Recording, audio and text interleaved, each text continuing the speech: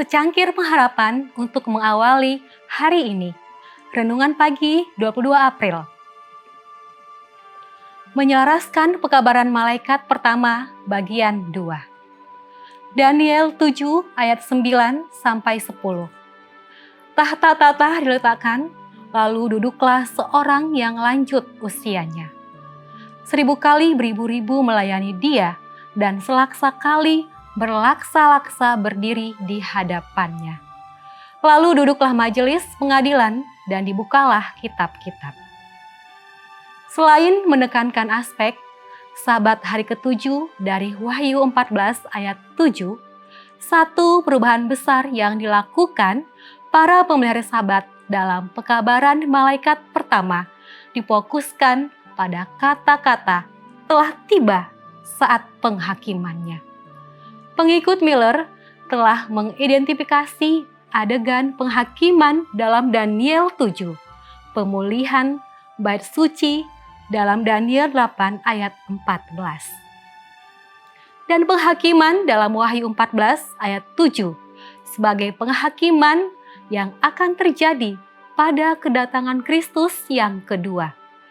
Jadi, bagi mereka itu adalah penghakiman akhir, saat di mana Allah memberikan upah sesuai dengan apa yang telah dipilih dan dilakukan oleh setiap orang.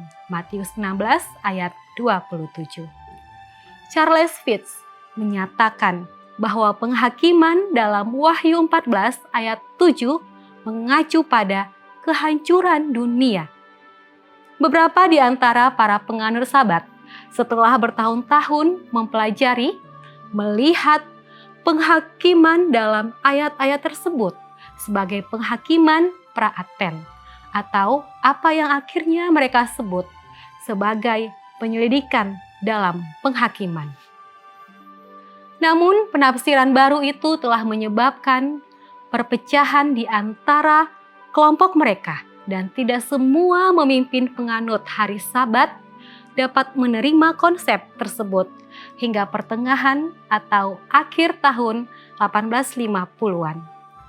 Beberapa kritikus pada abad ke-20 mengajarkan bahwa kaum penanti kedatangan Kristus dengan cepat menerapkan penghakiman pra-advent segera setelah tahun 1844 sebagai permohonan maaf atas kekecewaan besar itu. Itu mungkin terdengar seperti terdapat yang masuk akal, tetapi tidak sesuai dengan fakta sejarah. Pertama-tama, konsep penghakiman pra-advent bermula sebelum kekecewaan pada Oktober 1844. Josiah Litch telah mengembangkan gagasan tersebut pada akhir tahun 1830-an. Pokok pemikirannya saat itu adalah bahwa penghakiman harus terjadi sebelum kebangkitan. Pada tahun 1841, ia menulis bahwa tidak ada pengadilan manusia yang akan menjatuhkan hukuman kepada seorang tahanan sebelum ia diadili, apalagi Tuhan. Jadi sebelum kebangkitan, Tuhan akan membawa setiap perbuatan manusia ke pengadilan. Pada saat kebangkitan, ia akan melaksanakan hukuman sesuai dengan temuan-temuannya. Beberapa pengikut Miller mengadopsi konsep Litch sebelum Oktober 1844. Dan itu bukanlah tugas yang terlalu sulit, karena sesuai ajaran Alkitab, Kristus memberi upah kepada orang-orang ketika ia datang di awan-awan langit, menunjukkan bahwa sebelum waktu itu, Tuhan telah memutuskan siapa yang akan bangkit pada kebangkitan pertama.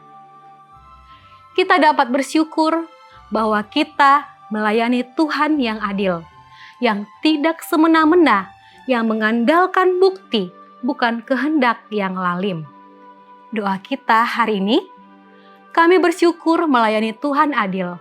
Ajar kami memahami penghakiman-Mu, hidup setia, percaya pada bukti dan kasih karunia, sambil menantikan kedatangan Kristus dengan harapan teguh iman. Amin.